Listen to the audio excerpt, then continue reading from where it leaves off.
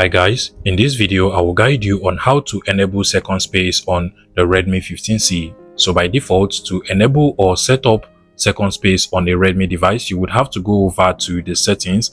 Then from the search bar at the top, you want to just go ahead and search for second space. But from over here, you can see that we do not have second space, but we do have the second clock option, and that is not what we need. So to enable second space on your Redmi 15C, you would have to go over to the settings of your device. You want to tap on the about option at the top.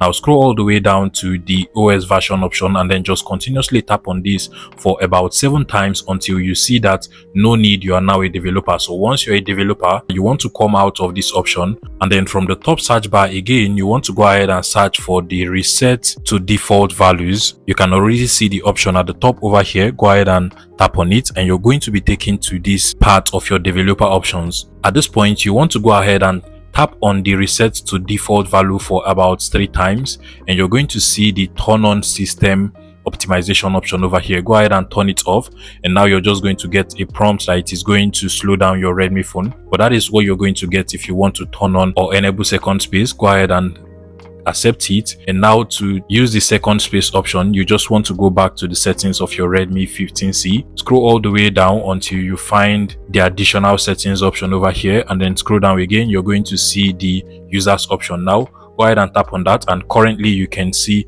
I am the user, but I can go ahead and add guest user. So make sure that allow multiple users is actually turned on, and then you can go ahead and add a guest user if you want. If you don't want to add a guest user, you can as well just go ahead and add a user and create a profile for that user. So click on next. You can add the user's name and photo as well. So I'll just add a photo and then add the user's name as well. Once you're done, you want to tap on the OK button from over here, then tap on the check button at the top. And now a new user has been created, so you can now switch from this user to the other user, which is also the owner. So I can actually switch to this user. Now click on setup. Now click on continue. You can go ahead and enter your Google account and password. In my case, I'll just skip that. Click on skip over here, and then also set up a password pin or pattern. So you can actually set up a password pin or pattern. I will go with a pattern, tap on got it, and then enter my password pin or pattern for this particular user's space.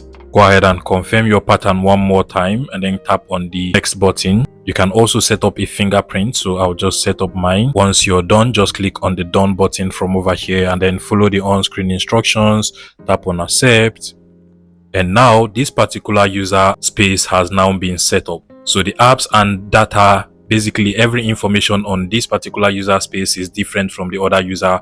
And to switch to the other user back, you can just tap on the switch icon over here, or alternatively you can just go over to the settings, and then you want to scroll all the way down to the additional settings over here, and then from here you can now choose to switch to the original owner by tapping on it. Give it a couple of seconds and then tap on switch, and now we are back to the original owner. And I hope this was helpful. Please make sure you smash the like button and subscribe to this YouTube channel, guys.